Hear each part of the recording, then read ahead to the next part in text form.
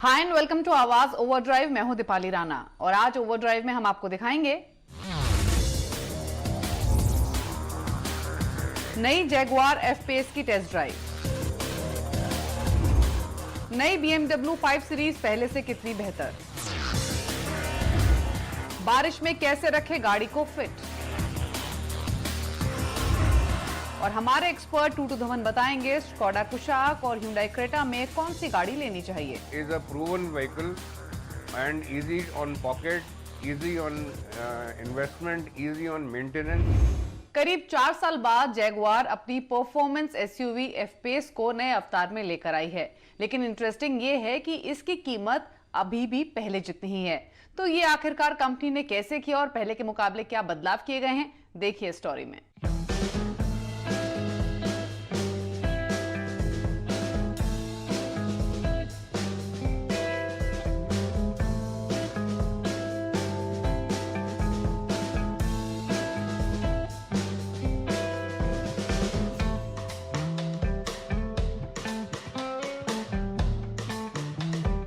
Jaguar की नई F-pace, जी हाँ, एक झलक में गाड़ी पहले की तरह लगती है, लेकिन आप गौर से देखें इसमें बहुत कुछ बदला गया है। इनमें जो पहला बदलाव किया गया वो है इसका फ्रंट लुक। आप गौर से देखें, जो इसका बोनेट है उससे स्लीक बनाया गया है और जो बोनेट को थोड़ा सा आगे की तरफ बढ़ाया गया है। पहले यहाँ तक बोनेट हुआ करता था, अब ग्रिल के पास तक जाता है और ठीक बोनेट के निचले हिस्से में जो ग्रिल है वो बड़े साइज का है और आपको ब्लैक कलर का दिया गया है।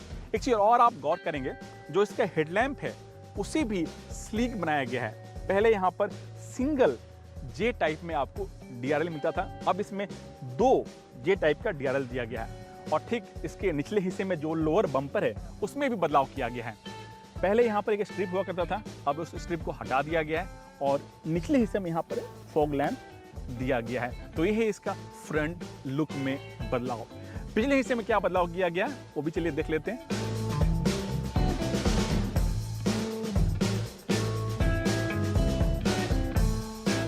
जैगुआर एफ-पेस का जो रियर लुक है उसमें भी बदलाव किया गया। अब गौर से देखिए, जो इसका टेल लैंप है वो भी बिल्कुल नया है और इसे भी स्लिक बनाया गया और ये डिजाइन आपको आई-पेस से लिया गया है। ठीक इसका जो लोअर बम्पर है वो भी स्लीक है, कहीं भी आपको इसमें एग्जॉस्ट का डिजाइन नहीं मिलेगा, क्योंकि आने वाले दिनों में जब कंपनी एफ-पेस का इलेक्ट्रिक वर्जन भी लेकर आएगी तो उसी को ध्यान में रख करके इस तरह का रियर बम्पर को डिजाइन किया गया है। बूट खोलते ही आपको ढेर सारा आपको स्पेस मिलता है। कंपनी का कहना है कि यहाँ पर आपको करीब करीब 600 लीटर का बूट स्पेस मिलता है। अगर रियर सेट को फोल्ड कर दें तो इससे भी ज़्यादा हो जाता है। बूट को बंद करना है, आपको इलेक्ट्रिक टेलगेट है, बटन दबाइए और ये बूट अपने आप बंद हो जाता है। तो ये तो हुई रियर लुक की बात, लेकिन इसके इंटीरियर में क्या बदलाव किया गया है, चलिए वो भी देख लेते हैं।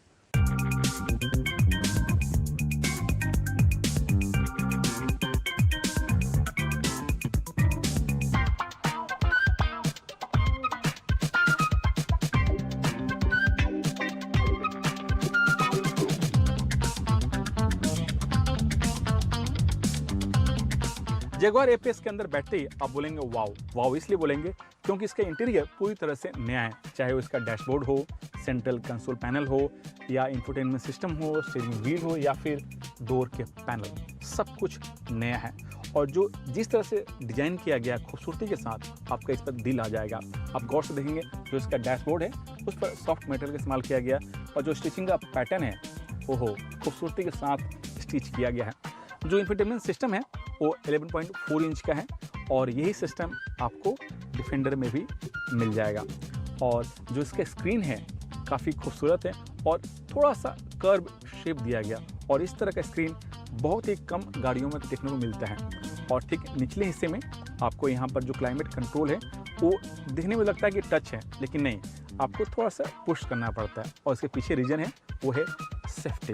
और ठीक निचले हिस्से में आपको वायरलेस मोबाइल चार्जर दिया गया और एक चीज़ और, फ़ोन के सिग्नल को बूस्ट करने के लिए इस गाड़ी में एक टेक्नोलॉजी का इस्तेमाल किया गया है, ताकि आपके जो कॉल हैं वो रास्ते में कटे नहीं और अच्छे से आप बात कर सकें। और ऊपरी हिस्से में जो गियर के जो सिस्टम है वो भी अब नया है। पहले यहाँ पर एफ-पेस में आपको रोटरी टाइप का गियर लीवर हुआ करता था, अब इसमें आपको स्पोर्ट्स टाइप का गियर लीवर यहाँ पर दिया गया और ठीक लेफ्ट साइड में एक छोटा सा रोटरी नॉब है जो कि जो ड्राइव मोड है उसको आप यहाँ से सिलेक्ट कर सकते हैं, जबकि आपके राइट साइड में जो आपका बटन है वो एक स्टार्ट स्टॉप है और ठीक यहाँ पर साउंड को आप कंट्रोल कर सकते हैं। एक चीज़ यहाँ पर मिस करेंगे वो है कहीं भी आपको USB चार्जर या C पोर्ट का चार्जर आपको नहीं मिलेगा। ठीक बीच में एक छोटा सा आपको 12 वोल्ट का सॉकेट दिया गया, लेकिन ऐसा नहीं है, आपके USB के पोर्ट इसके अंदर दिया गया। जो उसका स्टीयरिंग व्हील है वो नया है और ठीक यहाँ पर आपको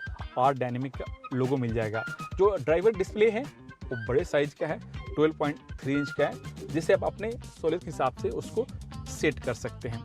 जो सनरूफ है वो फिक्स्ड है पैनारोमिक, लेकिन जो विदेशों में जो FPS मिलती है उसमें आपको स्लाइडिंग सनरूफ का भी ऑप्शन मिलता है। जो सीट हैं वो काफ़ी खूबसूरत हैं, जो स्टिचिंग पैटर्न है उस पर तो आपका दिल आ जाएगा, मत पूछिए। तो इस तरह से जगुआर का FPS है उसके इंटीरियर को पूरी तरह से बदल दिया गया है।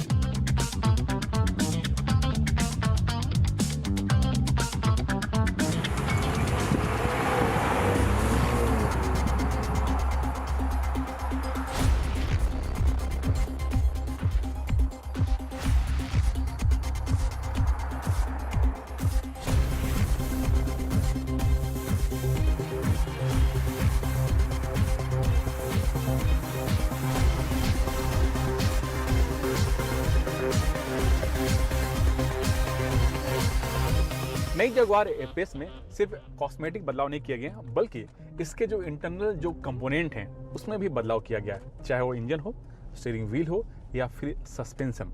जब आप इसे चलाएंगे तो आपको ये फील पता चलेगा कि गाड़ी कितनी रिस्पॉन्सिव हो गई है पहले के मुकाबले।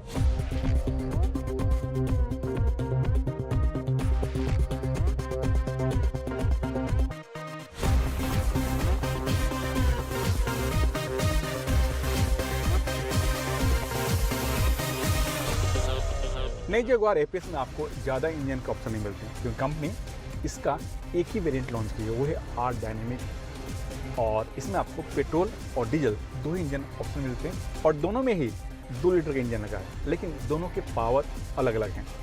जो पेट्रोल वाली है जो मैं गाड़ी चला रहा हूँ उसका जो पावर है वो है करीब 250 bhp, क्योंकि इसमें इनलाइन 4 सिलेंडर इंजन लगा है 2 लीटर का। और ये इंजन इतना स्मूथ है, इतना रिफाइंड है कि टोटल खोलते ही 100 किलोमीटर स्पीड आराम से छू लेती है। कंपनी का दावा है कि ये 7.3 सेकंड में 100 किलोमीटर यानी 0 to 100 आराम से छू लेती है। और जो इसकी टॉप स्पीड है वो है 217 किलोमीटर। जबकि जो इसका डीजल इंजन है उसमें भी 2 लीटर इंजन लगा है, लेकिन जो उसका पावर है वो है 200 bhp और इंजन आपको करीब 8 सेकंड में 0 to 100 छू लेती है। और जो उसकी टॉप स्पीड है करीब 200 किलोमीटर।